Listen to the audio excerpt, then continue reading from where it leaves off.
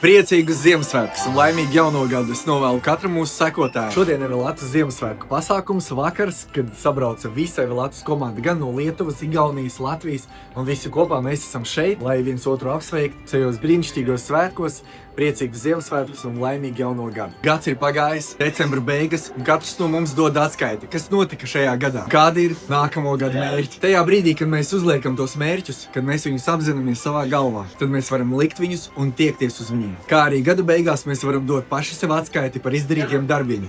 Tiešām visu uzlikt uz papīra un salikt plusus, mīnusus, kas tika paredzēts, kas tika izpildīts un pie kā mēs esam atnākuši. Šodien Evelatus ir sasniedzis savu augstāko rezultātu visā vēsturē, un uzņēmums ir sasniedzis lielāko apgrozījumu vēsturiski. Šodien tas notiek. Un uz nākamo gadu mēs liekam lielākus un augstākus mērķus, mēs ejam uz citām valstīm, mēs ejam starptautiski, mēs augam. Tā kā apsveicu arī tevi, mūsu sekotāju, un novēlu tev sasniegt tavus mērķus. Zināt savu tieksmi, vēlmi, apzināt savus spējas, talantus, stiprākās puses un, protams, likt uzsvaru uz stiprākām pusēm, lai sasniegtu augstākos rezultātus savā dzīvē.